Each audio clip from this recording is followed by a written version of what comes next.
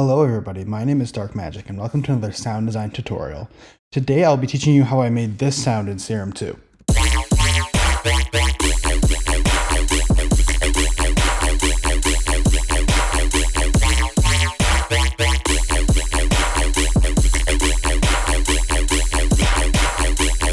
So this entire sound was made entirely in Serum 2. The only bit of post-processing I have is this one V-clip, which is a paid plugin, but you don't have to use this one. That's just what I prefer.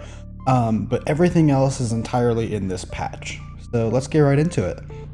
To break it down, I have made a duplicate of it, and it is the bass sound with no processing whatsoever. And so if you're not familiar with Serum 2, it is a free update from Serum 1 if you already owned Serum 1, and it has so many cool features. So I'm going to break down the patch, not going to remake it because it's a pretty difficult patch to remake, but there will be a free link in the description. So the first thing I did was I made a simple LFO and I used the Maelstrom SQUARE4 wavetable, which I will also include in the description. So it sounds like this. Pretty basic. I will say I have a macro on the index, which is the reason way of saying like the wavetable position, and you are able to edit it as you would like. It's all about finding that sweet spot. So if you go through it, there's a lot of different positions for this. So we're going to keep it at the standard position. And the next thing I did was add a square wave or a triangle wave as the sub. So it sounds just like this. I have a different LFO on it. I have this one over here. You can see that this LFO is a bit wider and a bit tighter. That's because I want the sub to be very loud, but I also want it to cut out quicker than the actual sound. And I will also say I am modulating the wavetable position on the SQUARE4 with this. So that's all for the basics automations for the most part. Most of the sound comes from the processing. So the first thing that we're going to look at is this splitter. So the splitter will split your frequency into highs and lows, and so you got the lows and highs processed separately. And I'm abusing that in this patch. So the first thing I did was I took the sub and I beefed it up a lot.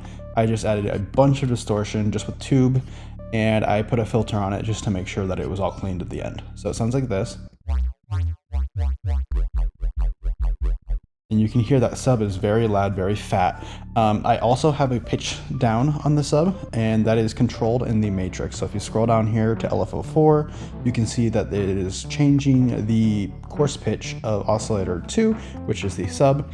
And I have an aux on there. I have an aux source of macro 4 in there. So if you don't want that sub drop, you are also able to get rid of it. Very simple stuff so far, but a lot of the post-processing comes from the highs. So in the highs that we have the distortion, very basic. Hyperdimension. What I'm doing with this hyper is I am using the hyper full rate, full unison, full detune, and retrigger, and I'm automating that. Pretty standard RIDDIM stuff, and I'm just adding a little bit of dimension and a little bit of mix and size. Pretty basic stuff. But a lot of the sound comes from this Bode. So this is one of the new plugins that are specifically unique to Serum 2. And this is a similar thing to Echo Bode, which is a paid plugin. It's a frequency shifter, but I'm not actually using it for the frequency shifting part.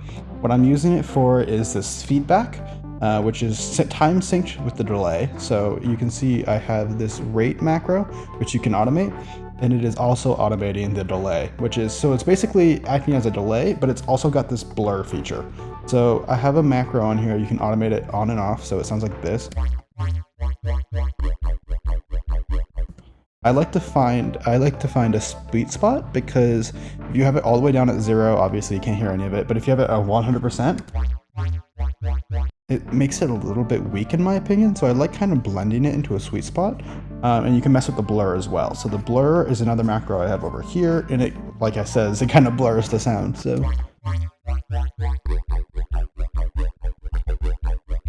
when you have the mix at 50%, however, or somewhere in there, the blur almost acts as some sort of phaser or flanger, and so you can automate this if you want, for sure. Or what I have is I just have it at one sweet spot that I really liked. And you get that really resonant harmonic. Moving on, we've got a phaser, very basic stuff. I actually didn't even use a lot of the newer stuff. I am modulating the frequency. So that's kind of giving it some of that tone. But a lot of the new aspects to it, like the pulls, I could totally change that. And it sounds cool, but it's a little bit too hollow for me. I like to keep it at 4, but you can totally mess with that if you want. The other thing is that the rate is all the way down, so it's typical RIDDIM phaser.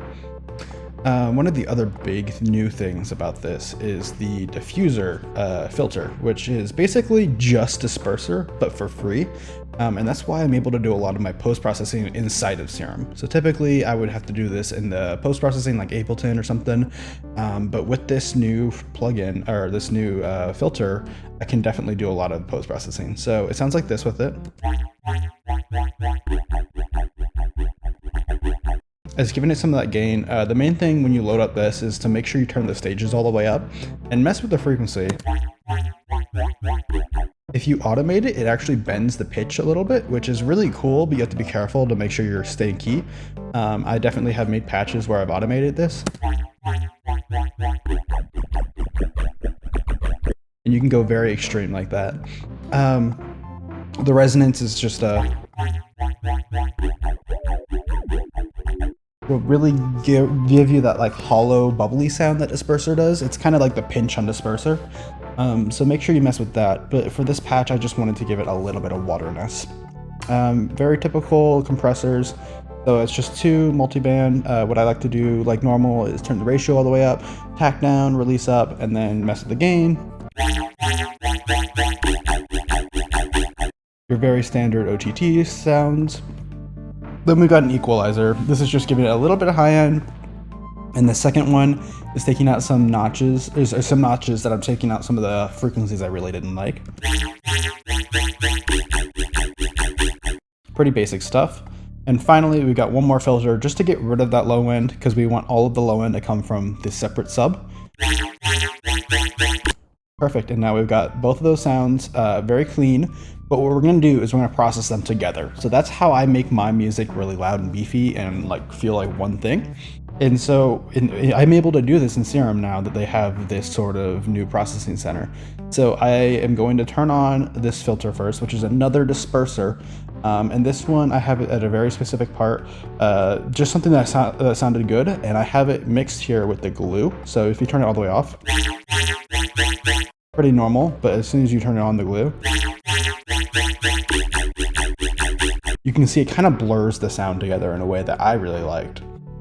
Turning on the EQ, this is also macroed, or not macroed, but it's automated with this note, and that's because it's taking out the mud of it, and it follows the note that you're playing. So if you can watch this little peak, it's taking out kind of that like 200 hertz-ish area, but it's following the note that you play. So it's kind of, it responds to you playing different notes, which is really cool.